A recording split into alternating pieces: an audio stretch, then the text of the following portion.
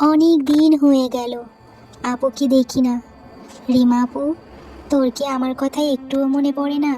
সেই যে গেলি, আর তো আসার নামই নেই। তোর ছোট্ট বোনটা তোকে ছাড়া একা একা কিভাবে দিন পার করছে, তুই কি বুঝবি না? মা, রিমা আপুর জন্য আমার ভীষণ মন কেমন করে। তুমি আমাকে একটি ফোন কিনে দাও, তাহলে আমি রিমা আপুর সাথে ভিডিও কলে কথা বলতে পারবো। আমি এসব কিছু জানি নে বাপু।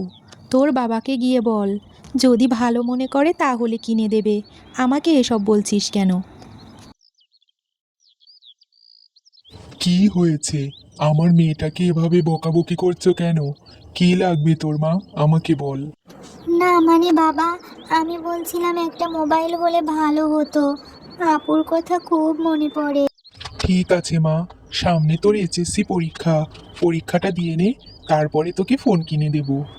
ও বাবা, তুমি হলে গিয়ে আমার পৃথিবীর সব থেকে ভালো বাবা। অনেক ধন্যবাদ তোমাকে বাবা। রিয়ামা, ও রিয়ামা, কোথায় গেলি? এদিকে আয়, দেখ তোর জন্য কি এনেছি। মেয়েকে লাই দিয়ে দিয়ে একদম মাথায় তুলে ফেলছো তুমি।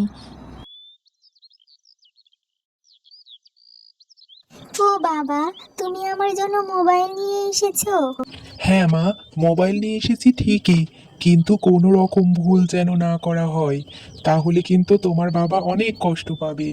ঠিক আছে বাবা, তোমার অসম্মান কখনো করব না। পরিচিত যে যে আছে সবাইকে ফ্রেন্ড রিকোয়েস্টটা পাঠিয়ে দিই। আরে, এটা রিমা আপুর সেই ক্যাবলা দেবরটা না, যে সব সময় চুপচাপ মেরে থাকে? দেখি তো একটু রিকোয়েস্ট পাঠিয়ে আমার সাথে কথা বলে কিনা। আর তাছাড়া আপুর খোঁজও নেওয়া যাবে।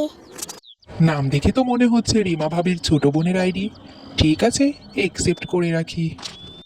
আরে, আপুর ক্যাবলা দেবরটা দেখছি ফ্রেন্ড রিকোয়েস্ট একসেপ্ট করেছে।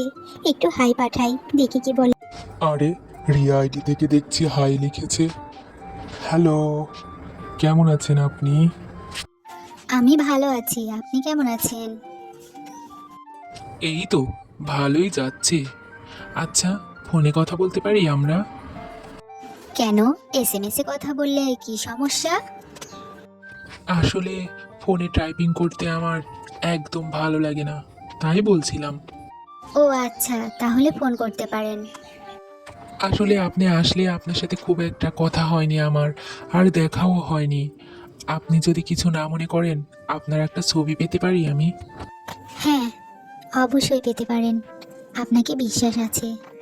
আপনার ছবিটা দেখলাম, আপনি তো অপূর্ব সুন্দরী। এত সুন্দর মেয়ে আমি আগে কখনো দেখিনি। কি যে বলেন না আপনি!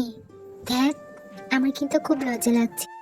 আচ্ছা, আপনাদের বাড়িতে তো একদিন আমাকে দাওয়াত দিলেন না? আপনাকে দাওয়াত কেন দিতে হবে? আপনি যখন খুশি আমাদের বাড়িতে চলে আসবেন। তাই বুঝি? তাই গেলে কি খাওয়াবেন?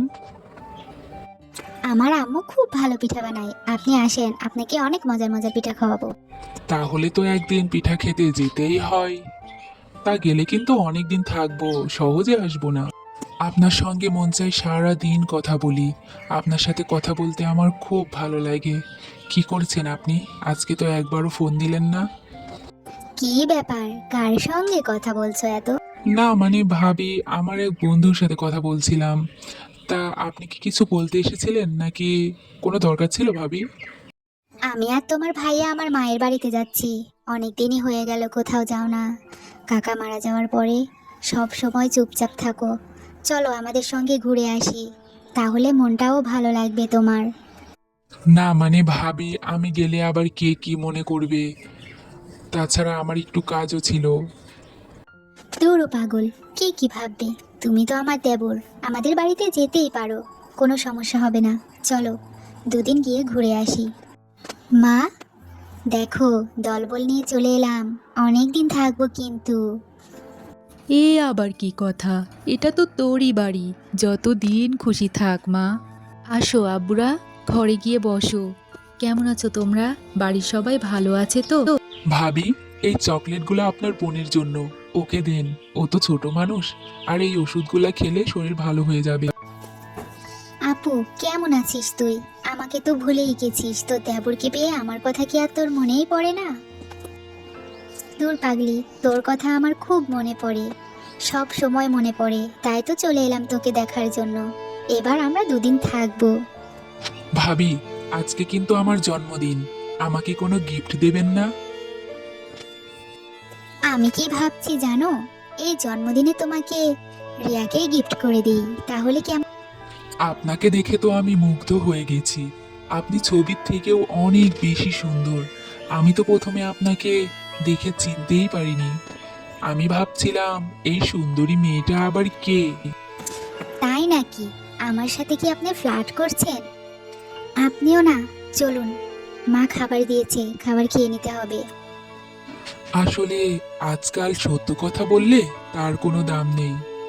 আমি সত্যিই বলছি, আপনি অপূর্ব সুন্দরী। আচ্ছা ঠিক আছে বাবা, হয়েছে। আপু খেতে ডাকছে, চলুন তাড়াতাড়ি, না হলে আপু আবার রেগে যাবে। আরে বাপরে, এ তো একদম জামাই আদর। যাক, বিয়ের আগে জামাই আদর পাচ্ছি। জামাই আদর আর না পেলেও কোনো আফসোস থাকবে না। ভাবি, আপনাদের গ্রামটা কিন্তু অনেক সুন্দর। আরে, তোদেরকে তো জোড়ায় জোড়ায় খুব মানিয়েছে। হ্যালো মা, কেমন আছো? এখানে অনেক বৃষ্টি হচ্ছে। ওদিকে কি এখন বৃষ্টি আছে? খাওয়া দাওয়া করেছো মা? মা কেমন আছে সেটা জেনে তোমার কি হবে সোনা? তোমার বাবা মারা যাওয়ার পর থেকে একটা দিনও তুমি বাইরে থাকোনি, আর আজ 2 দিন হয়ে গেল, তবু তুমি বাড়িতেই আসছো না। ঠিক আছে বাবা, তুমি ওখানেই থাকো। না মানে আম্মু, এখানে সবাই যেতে দিতে চাচ্ছে না। কালকে সকালেই চলে আসবো আম্মু। তুমি ওষুধ খেয়েছো? ওষুধগুলো ঠিক মতো খেয়ে নাও কিন্তু। থাকো, তোমার আর আসতে হবে না, ওখানেই থাকো। তোমার মা বোন কি করছে না করছে, কি খাচ্ছে না খাচ্ছে, সেদিকে তোমার লক্ষ্য আর না রাখলেও চলবে। রাখি বাবু, ভালো থাকিস। মা আমাকে ভুল বুঝলো। আমি এক্ষুনি বাড়ি চলে যাব। ভাইয়া, চলো এক্ষুনি আমরা বাড়িতে চলে যাই। আরে কি হয়েছে? আগে বলবি তো, কান্না থামা। ভাইয়া, আমাকে এক্ষুনি বাড়িতে যেতে হবে, না হলে মা ভীষণ মন খারাপ করছে। আরে বাইরে তো অনেক বৃষ্টি হচ্ছে, এর মধ্যে কিভাবে বাড়িতে যাবি? কালকে সকালেই চলে যাব, এখন ঘুমো। তাছাড়া এত রাত্রে তো গাড়িও পাবেন না, আর আমাদের এখানকার রাস্তাও অনেক খারাপ। কালকে সকালেই যাবেন বরঞ্চ, আজকের রাতটা কষ্ট করে থেকে যান। মায়ের জন্য কেমন কান্না করছে, বাচ্চাদের মতো করে। আসলে ওনার মনটা অনেক নরম। অনেক কান্নাকাটি হয়েছে, এখন একটু ঘুমিয়ে নিন, সকালেই তো চলে যাবেন। কালকে তো চলেই যাব, আজকের রাতটা না ঘুমিয়ে গল্প করলে কেমন হয়? ও তাই বুঝি? তা আমি কি আপনার ঘরের বউ যে সারা রাত আপনার সাথে বসে গল্প করব? না, ঠিক তা না। তবে হতে কতক্ষণ? তুমি যদি রাজি থাকো বলো, কালকেই কাজে ডেকে নিয়ে আসি। ইস, আপনিও না খুব দুষ্টু।